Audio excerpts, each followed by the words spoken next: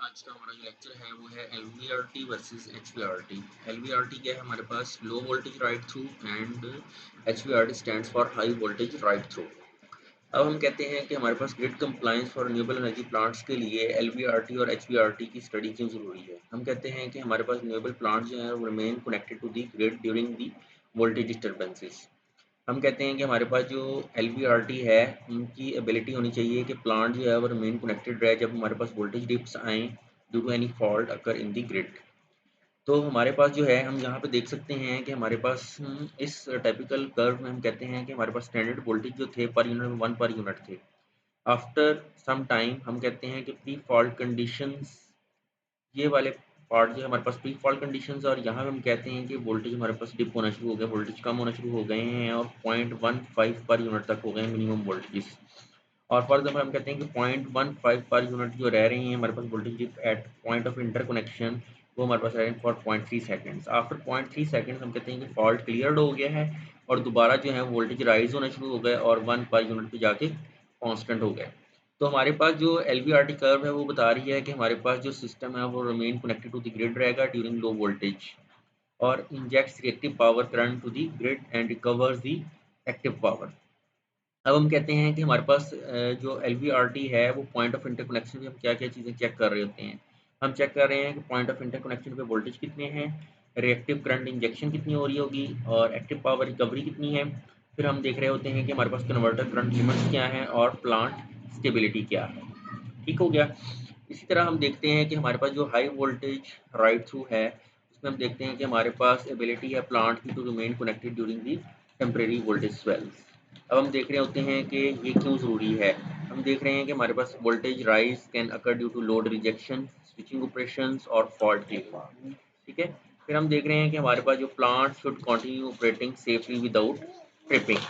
हम कहते हैं यहाँ पे हमने देखा कि हमारे पास स्टैंडर्ड वोल्टेज जो थे HVRT में वो 1 पर यूनिट थे।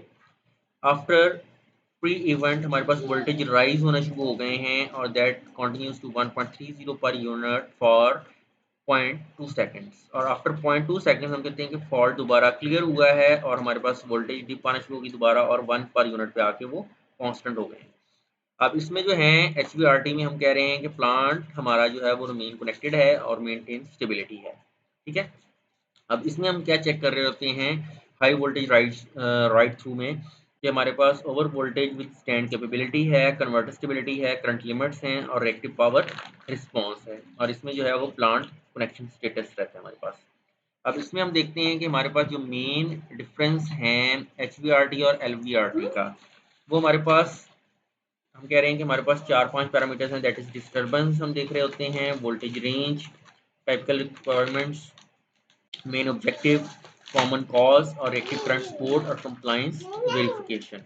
अब इसमें हम कहते हैं कि हमारे पास जो डिस्टर्बेंस है LVRT में हमारे पास वोल्टेज डिप आ रही होती है यानी कि सैग है, और HVRT में हम कहते हैं वोल्टेज स्वेल हो रहा होता है, दैट इज वोल्टेज राइज है। ठीक है।